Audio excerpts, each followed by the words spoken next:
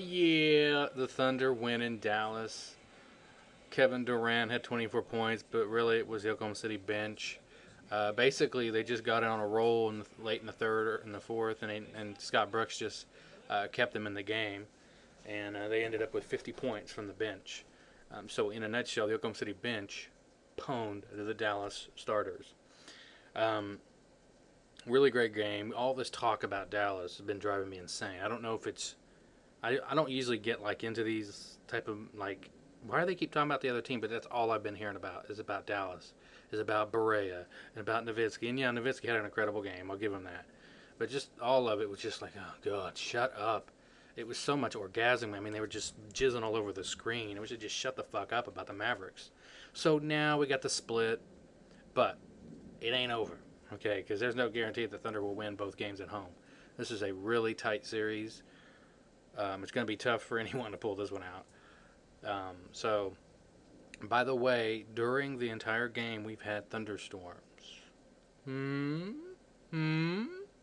No, I'm serious. Like, during the entire game, we've had nothing but solid back-to-back severe and heavy thunderstorms. With thunder, lightning knocked the power out. I missed the end of the game, actually, which was kind of frustrating. But it messed up my recorderage. But still, incredible game. I kind of thought it was an omen when we started having the thunderstorms during the game. But anyways, cool victory. I know some of you aren't really basketball fans. I don't care. This is for basketball fans. And I'm kind of glad, though, to shut people up about Dallas. I'm so sick of hearing about them. I mean, even during the broadcast, yeah, they talk a little bit about the Thunder, but it's constantly about the Mavericks. You know, it's just every little second it's about what the Thunder are doing wrong and what the Mavericks are doing right, even though the Thunder led throughout most of this game. I mean, the Thunder aren't like the Lakers, okay? We don't have a history of, like, a ton of success. And I get annoyed when the people microanalyze the Lakers. Like everything they do, they're like, oh, that's wrong. Oh, what is wrong with the L.A. Lakers? They gotta do better. They gotta do. Shut the fuck up, because they didn't do better and they lost and they got their ass swept. Just shut up, move on, okay?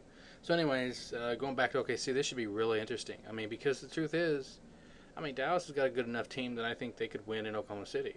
So I ain't gonna sit here and claim, like these teams are very closely matched. They're both very deep. One thing is, and this will be interesting, and we're getting a lot of lightning over here. It'll be interesting to see what happens with Russell Westbrook, because the truth is, sometimes the team plays better offensively when he's not in the game. I know defensively he helps. It's good to have him in there, but James Harden is so much better. He has more of a natural ability with the ball to get to the hoop and all that bull crap.